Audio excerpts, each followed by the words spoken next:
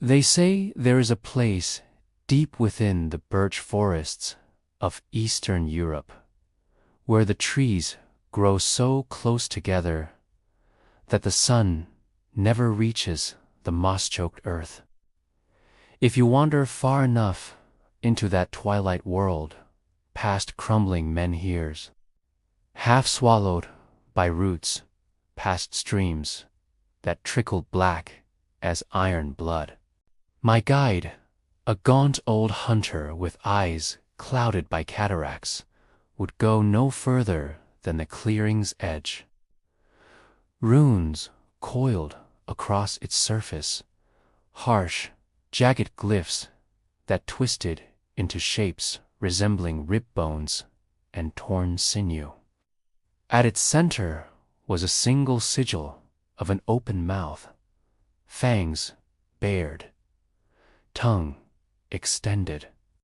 But upon that tongue was carved a human brain, its folds rendered in such exquisite detail that nausea rose in my throat at the sight.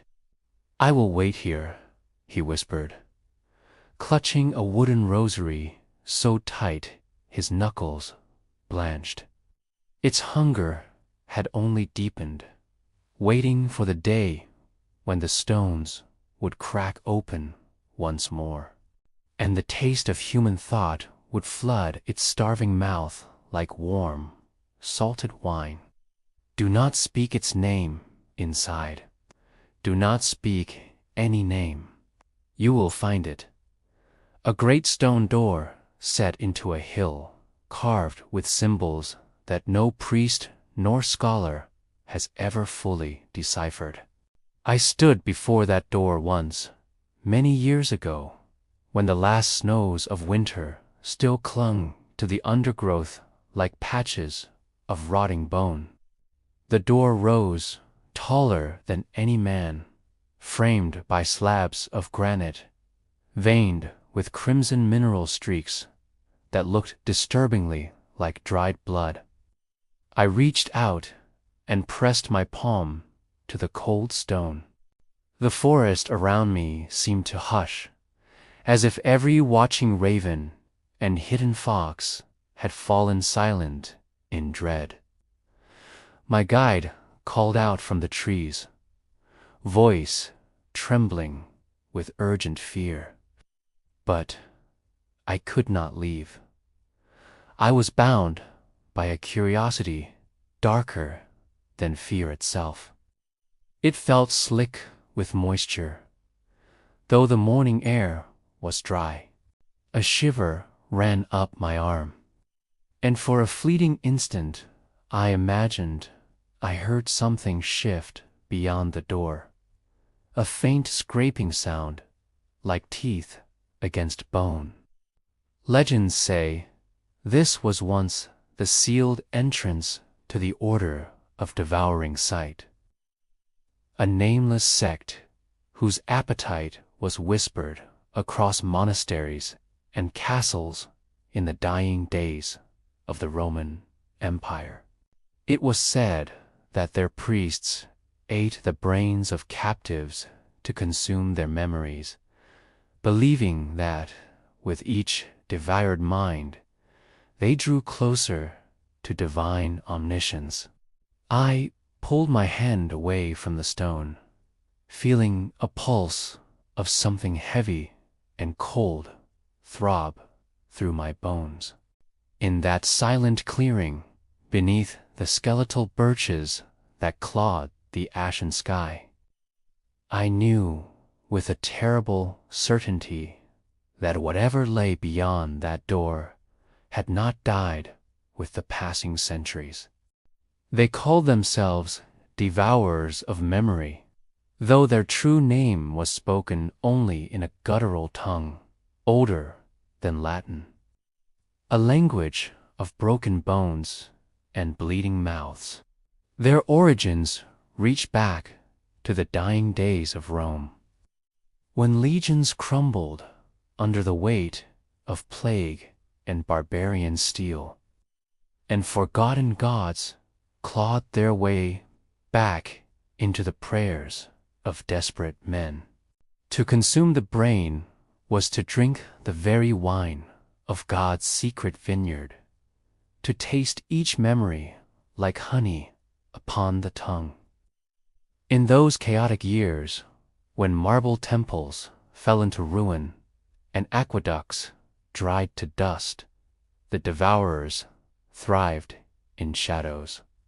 They gathered in secret crypts beneath burned-out basilicas, where mosaics of Christ cracked under their feet, revealing older symbols beneath, spirals and jagged runes of a darker faith. Their knives were carved from obsidian and bone, never iron, for iron was considered an impure metal, tainted by the godsmiths of enemy pantheons. Each cut was guided by prayer, each skull opened with solemn silence, each brain lifted steaming from its bone cradle as an offering to the great devouring void they worshipped. Here they whispered of the Titan Kronos, who ate his own children to maintain power, of Celtic warlords who devoured enemy hearts to steal courage, of Scythian shamans who ground skull fragments into their mead to glimpse hidden realms, and fat but the dreams of the dead, binding them forever within their own pulsing darkness. And pagan treatises carried along the Silk Road by trembling monks who did not understand the curses inked within. Their leaders, known as the mind tongues, devised glyphs to trap the soul within the brain matter, so that no knowledge escaped upon death. They taught that by devouring this trapped soul flesh in sacred rites, one could hear the final whispers of the slain in dreams, the scent of their mother's hair, the echo of secret prayers, the hidden paths to lost tombs filled with gold. But the devourers went further. They believed that the mind itself was a chalice of divinity, that human thought was sacred essence trapped in fragile bone.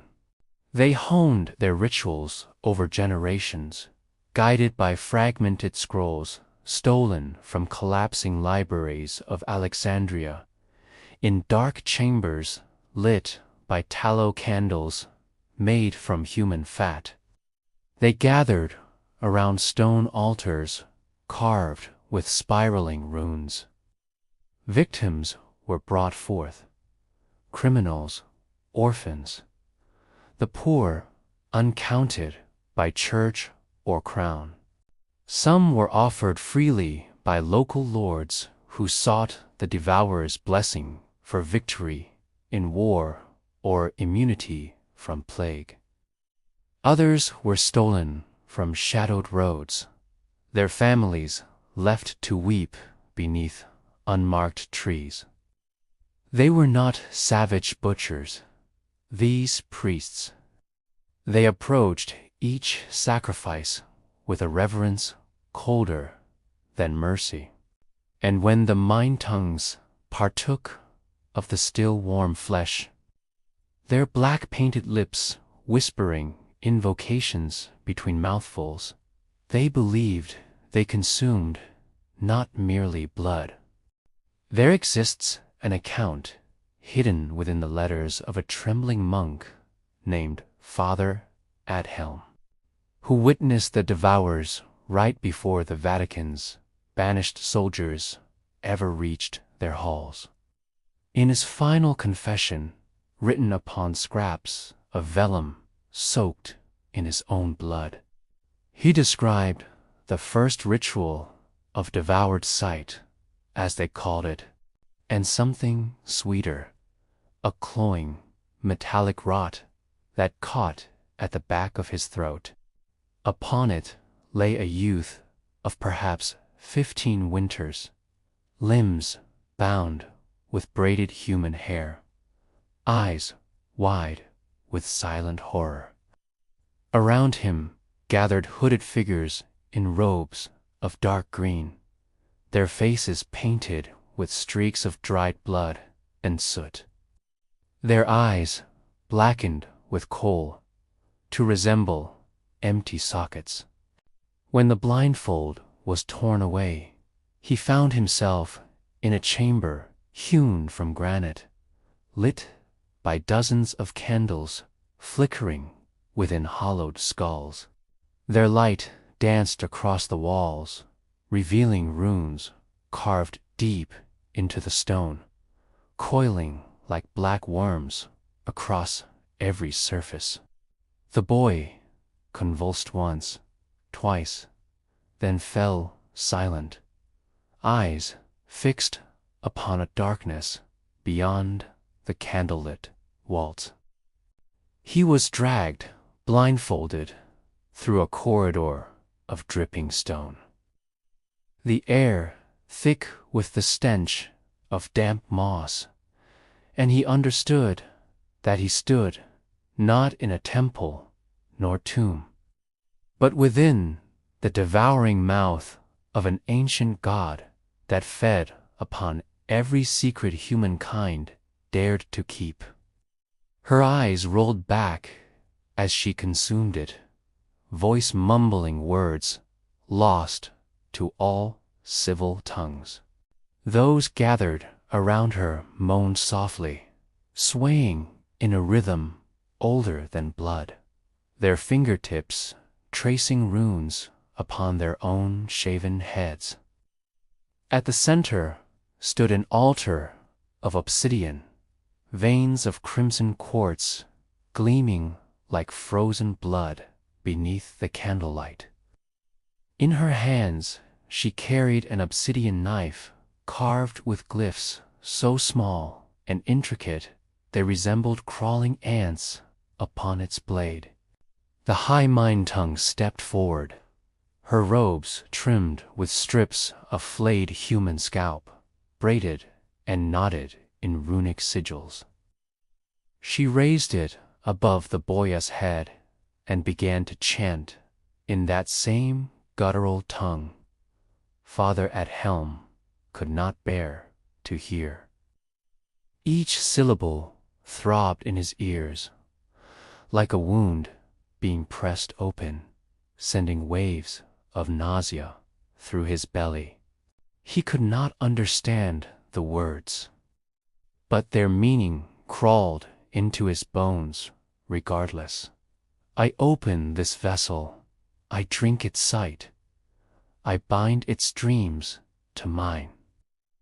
With a single swift motion, she carved around the boy's scalp, peeling it away to reveal the pale dome of his skull.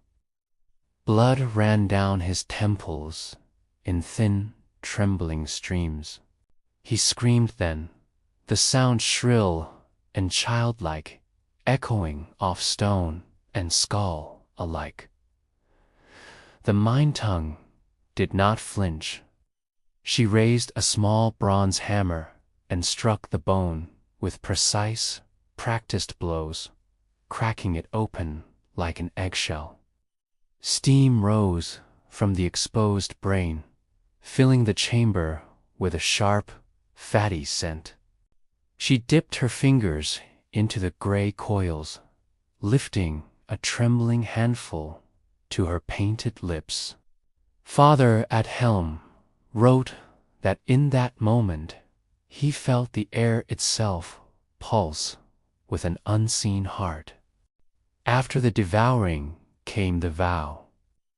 Father at helm wrote that the chamber fell silent once the mind tongue had consumed the final mouthful.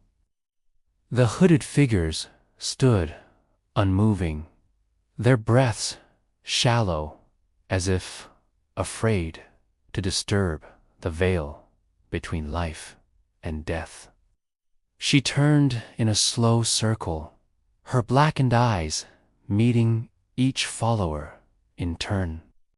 Then she spoke, her voice deep and ragged, echoing with a resonance that made Adhelm's teeth ache in his skull. Only the dripping of blood from the altar broke the hush, each dark drop pattering upon the cold stone floor like a solemn drum. The Mind Tongue raised her obsidian blade high, its black edge slick with oil and crimson. Let your flesh rot if your mind flees the sight. May your brains burst with worms if your heart abandons the feast. Assistants stepped forward, carrying small bowls carved from human femur, filled with a dark, syrupy liquid. The smell of copper and herbs rose thick and choking as they moved down the line, dipping bone needles into the bowls and pricking each kneeling member's skin. Break this bond, and your blood will boil within 7 days until your veins burst and your brains rot like black fruit in the sun. The vow was complete. Father Adhelm wrote that the cold in that chamber deepened then, a darkness that pressed upon his chest so heavily he felt his heart stutter within him. For the first time, he believed their words were not merely ritual, but truth carved into the marrow of the world. They stepped forward, lifting the boy's cracked skull from the altar, brain hollowed, sockets staring. Carefully, they dipped it into a large basin of melted beeswax infused with myrrh and bitter herbs. This was a hunger made into faith, a devouring so absolute it would consume kingdoms if left unbound. Steam rose as the bone was coated, sealing away any lingering scent of decay. We drink the flesh of knowing, and we bind ourselves to the Dream Eater. As she spoke, each acolyte knelt and bared their forearms. Father Adhelm saw their blood well up, mingling with the black fluid upon their arms. The Mind Tongue continued her chant and licked the blood-black mixture from their own skin, eyes closing in ecstasy or agony. He could not tell. The words rolled on, each phrase a curse and a binding, seared into their flesh with every taste. Let your blood boil if your tongue speaks betrayal. He watched in horror as each acolyte raised their wounded arm to their lips upon its forehead. The Mind Tongue painted a final rune in her own blood. Then she raised it high for all to see. She lowered the knife and gestured to 2 silent novices. When the wax cooled, it was polished until the skull gleamed a pale yellow under candlelight. This vessel is bound to us. Its sight feeds our sight. Its dreams feed our dreams. Its flesh feeds our flesh. The acolytes moaned their assent, voices shivering in unison. And there, beneath stone and candle, he understood. This was no cult of superstition. Among the devourers, there was one whose name still survives in trembling whispers. Mirana of the hollow eyes, called Gi Nao by those who saw her work. Her true origin was lost even then, but some claimed she had been born beneath a blood moon, her mother dying before she took her first breath. While most priests devoured the minds of criminals and wanderers, Imierna craved the taste of youth. Children were her chosen vessels. She believed their brains were unclouded by regret and false memories, their dreams closer to the realm of spirits. Others said she had once been a healer, a midwife who delivered babes into the world only to cut their brains from their skulls as offerings to her hidden god. Her hair, thin and pale as candle smoke, hung in greasy ropes down her hunched back. Steam rose in curling tendrils, filling the air with the scent of boiled milk and blood.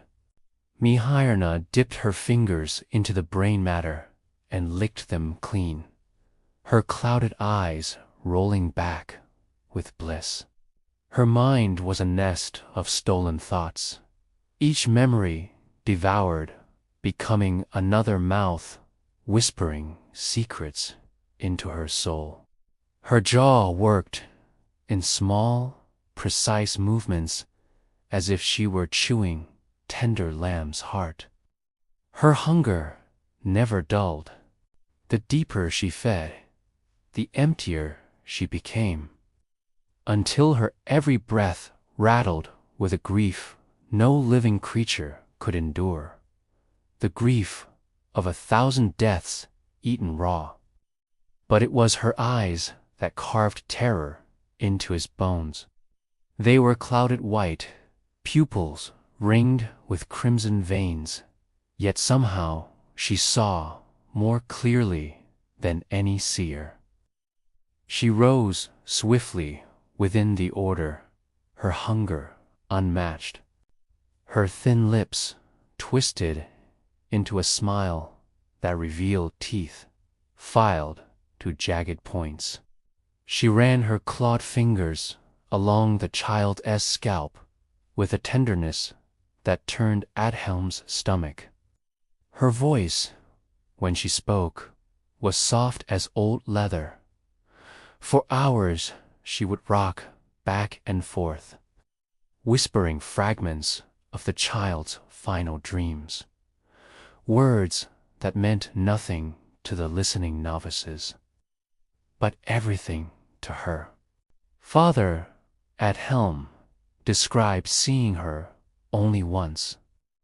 She entered the chamber barefoot, her toes painted black with ash and lard, her robes dyed the color of dried blood. When she approached, the acolytes fell silent. Little dreamer, tonight your thoughts will sing within me. She made no chant nor prayer, only hummed a tuneless melody as she peeled away the skin and cracked the tiny skull open. Witnesses said that after each ritual, she sat before a bowl of polished copper, staring into her reflection. It was whispered that Menoyer never slept, that at night her hollow eyes stared into darkness as hundreds of consumed dreams crawled behind them. And when dawn came, she rose with trembling limbs, her veins coursing with other people's prayers, her mouth twitching with smiles not her own. But there was a price for their devotion. Over the decades, the devourers began to suffer a sickness they called the dream rot. At first, it came as trembling in the hands, a slight shiver as they raised the steaming brains to their lips. Then came the stumbles, the slurred prayers, the sudden bursts of laughter at nothing. Eyes clouded with visions none could decipher, rolling back to reveal only white. Some screamed for hours, clawing at their heads as if to tear out invisible worms writhing within their skulls. Their screams are prayers too vast for human tongue. Their death is but a door opening.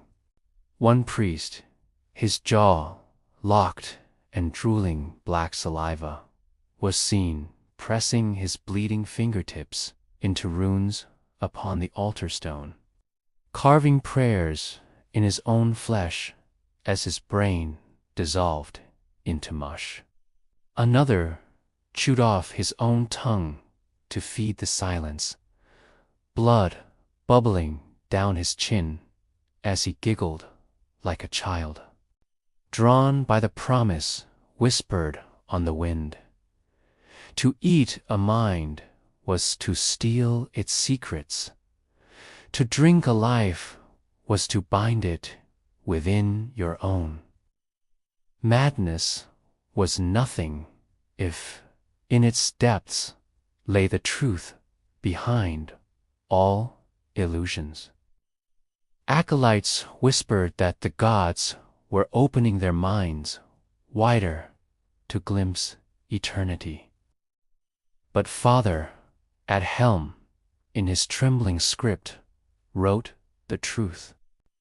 They ate the flesh of knowledge and drank the marrow of dreams. But what blossomed within them was not wisdom, only rot.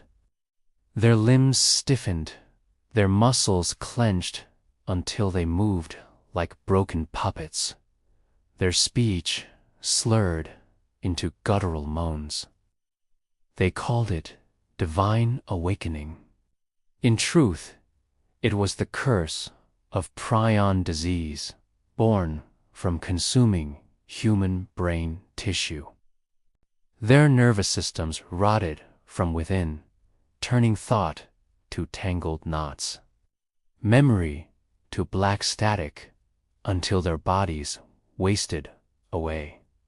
But the mind tongues twisted their agony into doctrine. Mirana herself proclaimed, novices carried away bodies twisted into rigid arcs, spines snapped from their final spasms. They burned the corpses in great pits outside the temple walls, the smell of roasting fat and charred bone curling through the birch forest for miles. Some said ravens gathered upon the pyres, eating the remains of brains that dripped from cracked skulls like spoiled milk. What you call madness, I call the unbinding of flesh from soul. Even as they rotted alive, their faith only deepened. At last, entire chambers became filled with the dying. Yet, despite the horror, new acolytes still arrived. For if death was the final knowledge, they reasoned, then to taste it while still breathing was the greatest power of all. Hidden beneath the deepest vault of their stone temple lay the devouring chamber, known in trembling whispers as the room of final sight.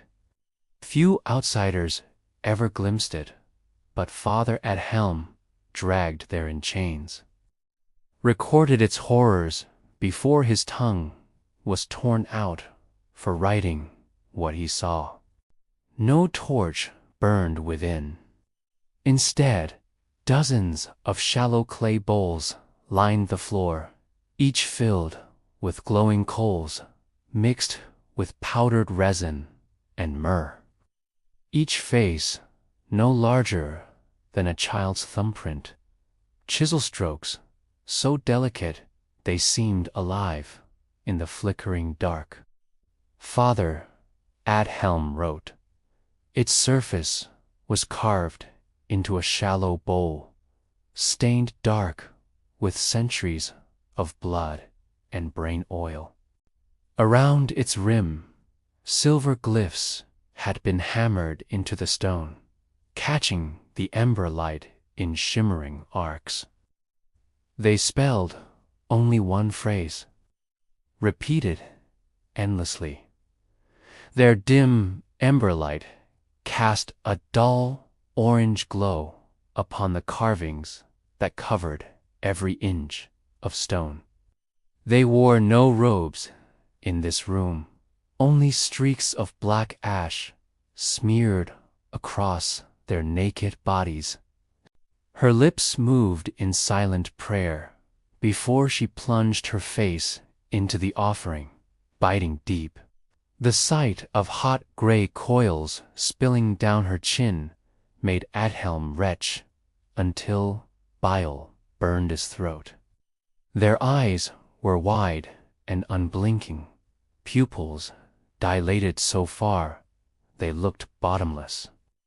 The chamber was carved entirely from black basalt, veins of red granite streaking its walls like frozen rivers of blood. These carvings were not runes nor prayers, but thousands of tiny, overlapping faces, screaming, crying, silent, laughing. For here, beneath the stone and soil of forgotten centuries, the mind was not sacred nor profane, but only food, and to eat was to become more than flesh, to become darkness given thought. Their eyes followed me as I passed, mouths twisted in agony and ecstasy alike, as if each soul trapped there still remembered its final taste. At the chamber's center stood a single slab of polished obsidian, serving as both altar and table. Melted beeswax dripped between their empty sockets, scented with herbs and clotted blood. The smell within the chamber was thick and sickly sweet, the sourness of decay mingled with hot iron, burnt resin and rancid fat. Flesh is sight, sight is flesh. Feed the dream eater.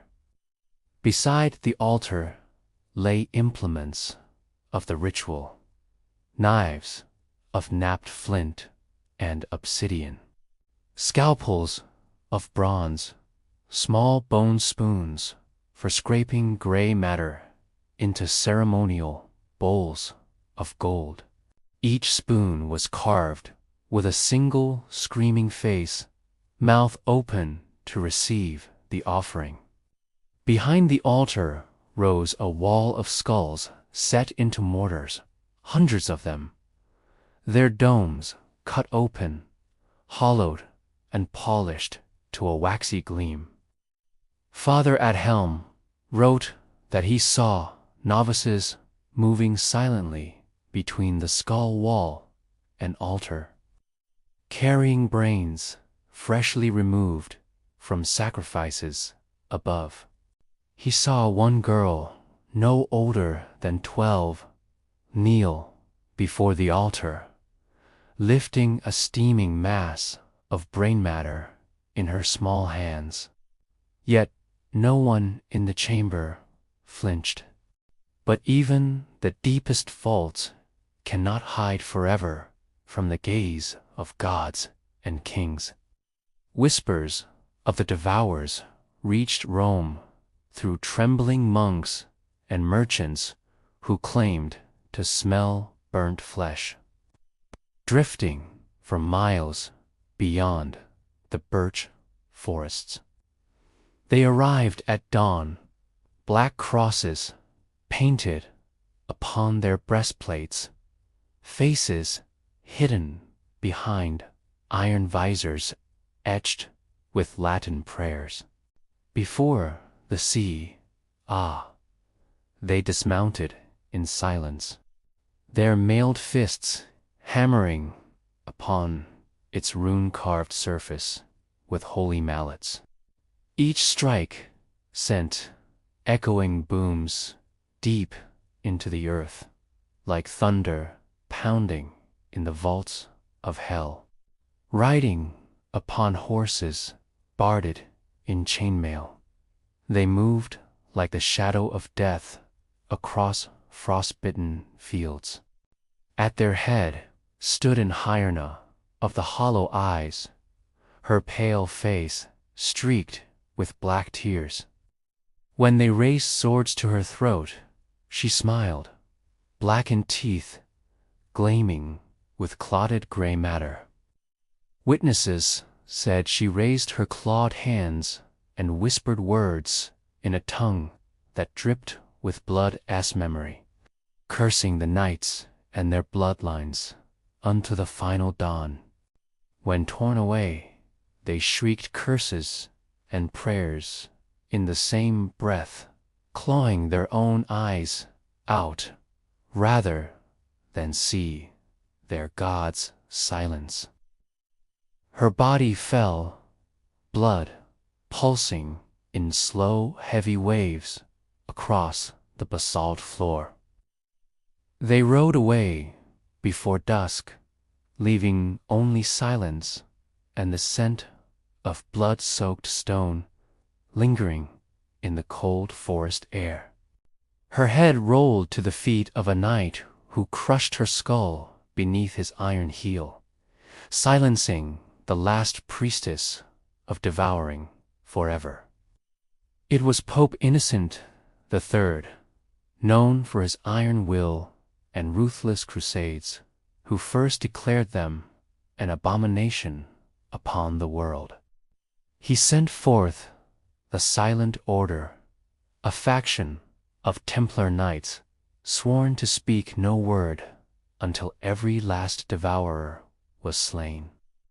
Villagers who guided them to the temple entrance claimed the knights carried no banners nor standards, only a single relic, a human skull carved into a chalice, blessed with sacred oil to ward against corruption. But iron beats bone. The Silent Order cut them down with unyielding precision. Steel rang upon stone, upon flesh, upon brittle skull. Blood ran down the basalt steps, pooling into glyph-carved channels that glowed dimly as if feeding upon the crimson flow. When the stone door finally cracked and fell inward, what greeted them was not an army, but robed priests kneeling in prayer. Then her followers rose as one. Screaming, they flung themselves upon the knights with knives of obsidian, teeth filed to points, fingernails sharpened like thorns. In the devouring chamber, night found priests gnawing upon still warm brains, eyes rolling back in ecstasy. At last they reached Mihirna. She stood alone before the skull wall, her clouded eyes unblinking. "Eat me, and you shall know fear beyond death," she whispered. But they did not eat. They beheaded her in one clean stroke. When their work was done, the Silent Order sealed the temple with molten lead, hammering shut. The sea, no prayer was spoken. No final rite performed. Centuries passed, and forests swallowed the temple in roots and moss. Snow fell each winter upon the sealed sea, hiding its runes beneath drifts of silence. But among the scattered villages and forgotten monasteries of Eastern Europe, whispers of the devourers never died. Old women, stirring cauldrons of nettle broth, told wide-eyed children that on nights when the moon rose red and fat over the birch canopy, you could hear them feeding beneath the earth. They said milk, curdled in ewes, left too close to its shadow, and lambs birthed there were born with empty sockets and tongues black as coal. They claimed they heard whispering echo from the darkness as they ran, a chorus of voices chanting in a tongue no living man could understand, promising knowledge and weeping with hunger. On winter night, when the birch trees creaked in the frozen wind, elders crossed themselves and spat upon the hearth, whispering. Travelers who strayed into those woods after sunset often vanished, their bodies never found. Only torn scraps of cloth or a single boot lying upon the frost-bitten moss, waiting for the day when Ca would crack open once more and the taste of dreams would fill its black, bottomless maw.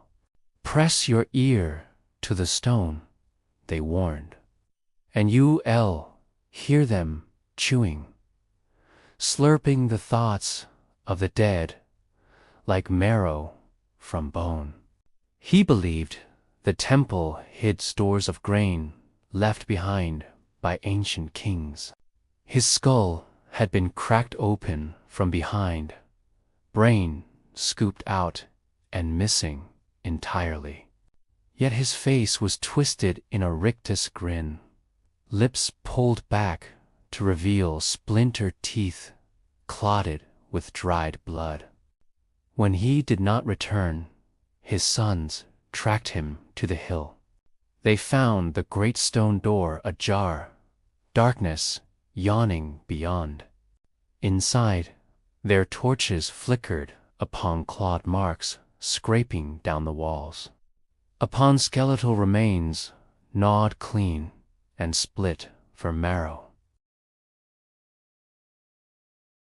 Shepherds refuse to graze their flocks near the temple hill. Once, in the year of the great famine, a woodcutter, driven mad by starvation, broke the lead seals upon the sea. At the far end of the entry tunnel lay their father, kneeling in prayer before the sealed inner gate of the devouring chamber. The sons fled and sealed the outer door once more, hammering iron spikes through its seams. And so the legend endured that beyond the stone door lay a hunger that could never die. Only sleep, dreaming of tongues and thoughts and the salted taste of fear. May my brains stay hidden from their sight, for, though the devourers were long dead, their God still watched from the shadows between thoughts. I returned there once more, many years after my first encounter, when the weight of years pressed heavy upon my shoulders and the nights grew colder than memory. The birch forest was silent, wrapped in a thin veil of drifting snow. My breath curled in white plumes as I stepped forward, boots crunching across dead leaves. The runes upon the stone seemed to writhe in the failing light, their shapes no longer still carvings. It was neither male nor female, young nor old. It was every voice ever spoken, and every silence ever suffered, layered upon each other until meaning dissolved in dread, but living glyphs that pulsed with a memory older than any tongue I could speak. I found the sea, exactly as I had left it, tall, black-veined granite, framed by roots, twisted like petrified serpents.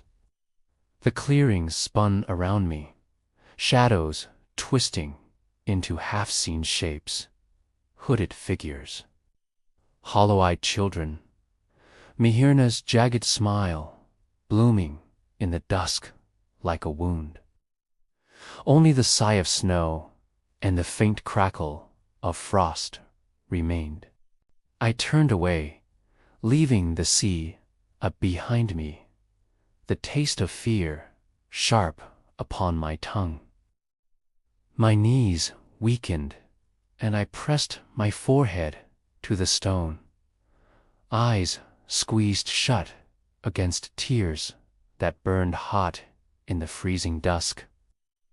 I understand why the devourers tore the flesh from living skulls, why madness was worth the price of their feasting, why death itself was only the beginning of the banquet.